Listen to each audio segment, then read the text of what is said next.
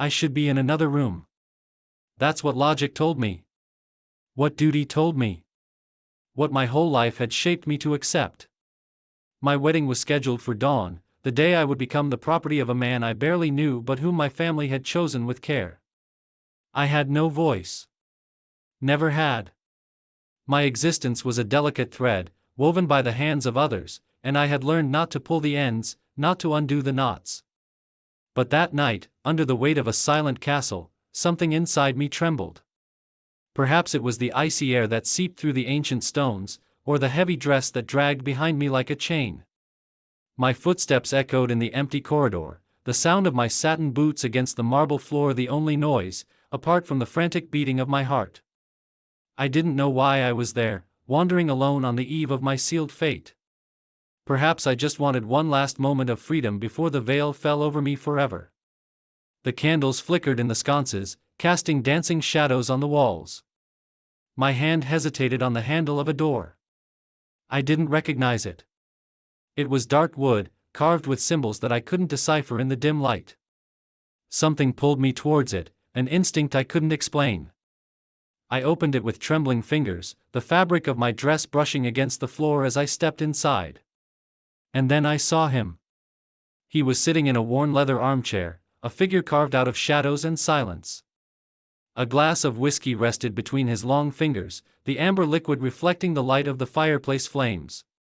His shirt was open, revealing a chest covered in scars, brutal lines that told stories of battles I would never hear. His dark hair fell over his forehead, and his eyes were abysses. Pure darkness. An emptiness that seemed to swallow me whole. He wasn't my fiancé. He was the exiled brother of my betrothed. The man whose existence was whispered like a curse. Darius. The name that no one dared utter aloud in the presence of the family. It was said that he had been banished for crimes that no one specified, that his soul was stained by blood and betrayal. He shouldn't have been there. Not that night. Not in that castle. Lost, sweet princess, his voice cut through the air like a blade, deep and hoarse, loaded with a poison that made my body shudder. Panic rose in my throat, hot and suffocating. My eyes went wide and I took a step back, the skirt of my dress tangling around my ankles. I went into the wrong room, I stammered, my voice little more than a whisper. He didn't reply immediately. The silence that followed was long, dense, almost palpable. I could feel the weight of his gaze, as if he were stripping me of layers I didn't even know I had. Then he placed the glass on the table next to him with a slow, deliberate movement and stood up. Every step he took toward me made the ground seem to shake beneath my feet. Or maybe, he said, stopping a few centimeters from me, so close that I could feel the warmth emanating from him, you've entered exactly where you're supposed to be. His lips curved into a dangerous smile, and I knew at that moment that something terrible was about to happen. I tried to run. My body was screaming for it, every muscle begging me to run away from that room, that man, that mistake I'd made by opening the wrong door. But before I could take more than 2 steps, his hand grabbed my wrist with a force that made me choke. He pulled me back with ease, as if I were a feather caught in a cruel wind. Not so fast, little one, he murmured, his voice a sultry purr. I turned to face him, to protest, but the movement betrayed me. My body collided with his, my chest pressed against his, my breath mingling with his. He was warm. Solid. A wall of muscle and dark intentions. The smell of him, whiskey, leather, and something wild I couldn't identify, flooded my senses. And for a moment, my mind went blank. Let me go, I managed to say, but my voice came out weak, shaky, as if I were begging rather than ordering. He tilted his head, his dark eyes fixed on mine. His fingers slowly trailed up my arm, brushing against my skin in a way that sent shivers throughout my body. And why would I do that? He asked, almost as if he were genuinely curious. Your body is shaking, little one. Tell me, is it fear or something else? I didn't know the answer. My heart was beating so hard that I could hear it echoing in my ears, a cacophony of dread and something deeper. Something I didn't want to name. I should hate him. I should scream for help. Call the guards, my fiancé, anyone who could pull me out of this nightmare. But I did none of these things. I stood there, paralyzed, while he studied me like a predator evaluates its prey. And then he did the unthinkable. His fingers found my chin, tilting my face up with a delicacy that contrasted with the brutality of his presence. Before I could react, his lips were on mine. The kiss wasn't gentle. It was hungry. Possessive. A silent claim that burned through me like fire. My mind screamed for me to push him away, but my body gave in. My hands, instead of pushing him away, grasped his open shirt, my fingers brushing over the scars that marked his skin. When he finally pulled away, his eyes shone with a dangerous satisfaction. "You shouldn't have come to me," he said, his voice low and laden with promise. "But now that you're here, I won't let you go." I was lost. And worst of all, a part of me didn't want to be found. I ran away. I don't know how I found the strength to tear myself out of his arms, but I did. I ran down the dark corridor, the sound of my footsteps muffled by the dread pulsing through my veins. The castle seemed like a maze, the shadows of the candles dancing like specters that mocked my attempt to escape. I reached my room, the right room, the safe room, and locked the door behind me, leaning against it as I tried to catch my breath. But the taste of him was still on my lips. The heat of his touch still burned my skin. And worst of all, I couldn't erase the feeling that something inside me had changed forever. The next morning, my wedding day dawned with a gray sky, as if the world itself knew something was wrong. I got dressed in silence, the maids arranging my veil and adjusting the bodice of my dress as if I were a lifeless doll. My fiancé, Lord Adrian, was a man of gentle manners and cold eyes. He didn't love me any more than I loved him. Our marriage was an alliance, an agreement between families. I had accepted that a long time ago. At the altar, in front of a crowd of silent nobles, he looked me in the eye. For a moment, I thought that everything might go according to plan. But then he hesitated. His hand, which was holding mine, became rigid. The whole hall held its breath, feeling the tension that I couldn't explain. And then the chapel door opened with a bang. Darius entered. His presence filling the space like a storm. His dark cloak fluttered behind him, and his eyes met mine with an intensity that made my stomach turned. He didn't look like a man in exile. He looked like a king reclaiming his throne. "I claimed it first," he declared, his voice echoing off the stone walls. A collective sigh went through the hall. Lord Adrian turned to him, his face pale with shock and fury. "You have no right here, Darius," he spat. "She's my fiancée." Darius smiled, a cold, cutting smile. "Your fiancée came into my room last night. She gave me something you'll never have." Humiliation engulfed me. My face burned, and I wanted to disappear, to sink into the ground and never emerge again. But the worst thing wasn't the shame.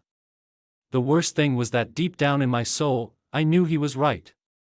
Something had happened between us the night before, something I couldn't undo. The chaos that followed was a blur. Lord Adrian tried to stand up to him, but Darius was a force of nature, a man forged in battles that my fiancée would never understand. There was no physical fight, not there, not in the chapel, but the words exchanged were like swords. In the end, for reasons I didn't fully understand, my fiancée backed down. Perhaps it was fear. Perhaps it was the weight of Darius's gaze, which promised destruction to anyone who stood in his way. I was dragged to the altar again. But this time, with the wrong man by my side. The priest hesitated, his nervous eyes going from me to Darius. But a single order, whispered by him, "Proceed," was enough to seal my fate. The vows were spoken, the words echoing in my ears like a nightmare I couldn't wake up from. That night, in the room that was now ours, he held my face between his hands. His dark eyes burned with a desire that frightened and attracted me in equal measure. "You hate me, don't you?" he asked, his voice low, almost gentle. I wanted to say yes. I wanted to spit in his face, scream that he had destroyed my life. But the words didn't come. Instead, I stared at him, my lips trembling as he leaned closer. "You're not just cruel," I murmured, the words escaping before I could stop them. "You're mine now," he smiled, a smile that was both triumphant and dark. "And you're mine, sweet wife." The room was shrouded in shadows, the candlelight dancing on the stone walls like silent specters. The door closed behind us with a low sound, an echo that reverberated in my chest like the last breath of a life I would no longer live. I was standing there in the center of the room, my wedding dress still clinging to my body like a suit of armor that protected me from nothing. Darius was just a few steps away, his presence filling the space in a way that made it impossible to ignore him. I knew what that night meant. A forced marriage. A vow torn from me under the eyes of a shocked hall. And now, the consummation of something I hadn't chosen. But what scared me wasn't duty or tradition. It was what I felt when he looked at me, a mixture of fear, anger, and something warmer, more dangerous, that I didn't dare name. "You're shaking," he said, his voice cutting through the silence like a sharp blade.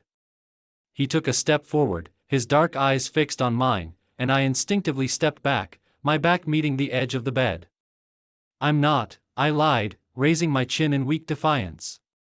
My voice came out firmer than I expected, but my hands, hidden in the folds of my dress, betrayed the truth. He smiled. A slow, predatory smile that made my heart race. "Liar," he murmured, moving closer until the space between us was almost non-existent. The warmth of his body seemed to envelop me, a brutal contrast to the cold seeping through the high windows. "You're afraid of me, little one. But that's not all, is it?" I wanted to deny it. I wanted to shout that he was wrong. That I despised him, for everything he had done. For stealing my future, my choice, my life. But the words died in my throat when he reached out and touched my face. His fingers were rough, scarred by battles I would never understand. But the touch was gentle, almost reverent. He tilted my chin up, forcing me to face him. "Tell me you hate me," he ordered, his voice low and charged with an intensity that made me shudder. "Say it, and I'll leave you alone tonight." It was a way out. A chance to hold on to what was left of my dignity, to maintain the barrier between us. But when I opened my mouth, nothing came out. My eyes met his, and in that dark abyss I saw something that disarmed me: desire, yes, but also a raw need. A hunger that went beyond the physical. He didn't just want my body. He wanted my soul. I began, but my voice failed me. And then, as if the silence were permission, he acted. His lips met mine with an urgency that took my breath away. There was no hesitation, just an overwhelming passion that pulled me toward him like a river drags a helpless leaf. My hands, which should have pushed him away, grabbed his shirt, my fingers tangling in the fabric as I gave in to what I could no longer deny. The kiss was fire. A flame that burned through all my defenses. And when he pulled me against his chest, I felt the heat of his skin through the open shirt, the beating of his heart as frantic as mine. He guided me to the bed with an ease that left me breathless, his arms wrapping around me as if I were something precious, and at the same time, something he feared losing. When my back touched the sheets, he hovered over me, his dark hair falling over his forehead, his eyes shining with a mixture of triumph and torment. "You should belong to someone else," he whispered, his voice low, as his hand slid slowly up my arm, tracing a path that made my skin burn. "But now you're mine. And I won't let you go." I should have fought. I should have clung to the memory of Lord Adrian, to the plan my family had laid out for me. But when he leaned down and kissed my neck, his lips warm against my skin, a sound escaped me. Not a scream, but a gasp. My head tilted back, exposing more of myself to him. And I knew I was lost. "Darius," I whispered his name, and it was like lighting a match in a room full of gunpowder. He moaned against my skin, a low, primal sound that reverberated through me. His hands found mine, intertwining our fingers as he held me gently against the bed. "Tell me you want this," he ordered, his voice trembling with a vulnerability I hadn't expected. "Say it, or I'll stop now." I stared at him, my chest rising and falling with rapid breaths. My body was screaming for him, but my mind was still fighting, clinging to the last threads of resistance. But then he kissed me again, slower this time. A kiss that was less of a claim and more of a plea. And I felt something inside me break. "I want to," I whispered, the words escaping before I could stop them. And with that, the night became ours. There were no more words. Just the sound of our breaths mingling, the touch of his hands exploring me with a mixture of reverence and possession. The weight of his body against mine sealing a fate I could no longer avoid. It was passion, yes. But also revelation. The discovery that even if forced, I had found something in Darius that made me feel alive. When the morning light finally crept into the room, I was nestled against him, his hand resting possessively on my waist. The outside world could judge me, could call me a traitor or a victim. But there, in that moment, I knew the truth. The wedding night that should never have happened had changed me forever. I cried that night, but not for the reasons I expected. It wasn't the weight of a forced marriage that broke me, nor the loss of the future I had imagined.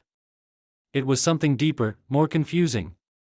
It was the realization that a part of me wanted to belong to him.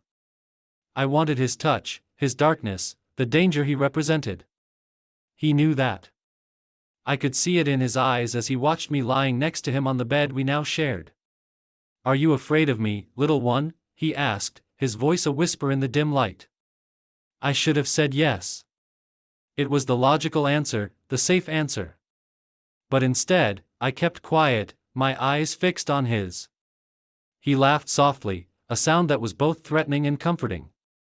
"There's no need to fear," he said, his hand finding mine under the sheets, "because now you belong to me."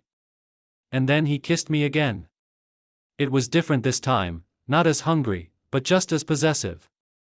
A kiss that said there was no turning back. That I was bound to him in a way I could never undo. When sleep finally found me, it was with the weight of his arm around me, his warm breath against my neck. I didn't know how to survive it. But I did know one thing. The wrong man had become the only right one. I woke up to the distant sound of the wind howling against the castle windows. A wail that seemed to echo the turmoil inside me. The pale morning light seeped through the heavy curtains, casting long shadows over the room that was now my prison, and my refuge. Darius was still sleeping next to me, his chest rising and falling in a slow, almost hypnotic rhythm. The scars that marked his skin seemed softer in the daylight, but no less intimidating. Each line was a mystery, a story I wasn't allowed to know, at least not yet.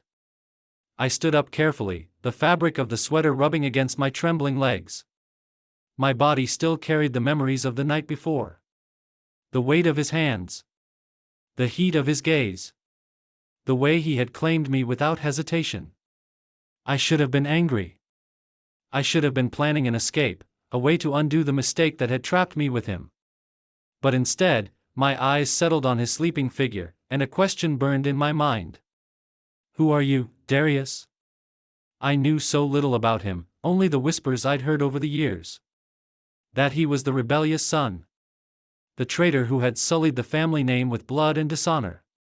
But there was something else. Something he hid under that mask of cruelty and desire. And I needed to find out what. I slipped out of the room, my bare feet silent against the cold floor. The castle was quiet. The servants had not yet started their morning chores. I walked through the corridors, guided by an instinct I couldn't explain. Until I came to a door I'd never noticed before. It was smaller than the others, hidden in a shady corner. The kind of entrance that someone would only find if they were looking for it. Curiosity overcame fear, and I opened it. The room was small, almost suffocating, lit only by a single candle flickering on a worn wooden table. The walls were covered in old maps, some torn, others marked with red lines that seemed to trace battle routes. In the center of the table, a black-covered book rested, its yellowed pages open to a handwritten letter. My eyes ran over the words, and my heart stopped. "Darius, you can't go back. What you did, there is no forgiveness. But I know what you fought for. I know what they took from you. Keep your secret, brother, and never let the truth reach them." The signature was Lord Adrienne's. My fiancé. Or rather, the man who should have been my husband. The words swirled around in my mind, each one heavier than the last. What had Darius done? What had they taken from him? And why did Adrian, the man with the gentle manners and cold eyes, seem to know all this? I didn't hear footsteps behind me until it was too late. A strong hand grabbed my shoulder, spinning me around with a force that made me lose my balance. Darius stood there, his eyes burning with a mixture of fury and something I couldn't identify. Maybe fear. Maybe pain. What are you doing here? His voice was a low growl, laden with menace. I swallowed, the paper still trembling in my hands. I wanted to understand. Who are you? Why did you do this to me? He snatched the letter from my fingers, crumpling it in his fist before throwing it on the floor. For a moment, I thought he was going to hit me. That his anger would explode into something physical. But then he stopped, his heavy breathing filling the silence between us. Do you want to know the truth? He asked, his eyes piercing mine. The truth is that I should never have come back. But when I saw you, when you walked into that room, I couldn't help myself. Why? My voice came out firmer than I expected, a challenge I didn't know I possessed. He took a step closer, so close that I could feel the warmth of his body against mine. Because they took everything from me, he said, his voice dropping to a dangerous whisper. My honor. My family. The woman I loved.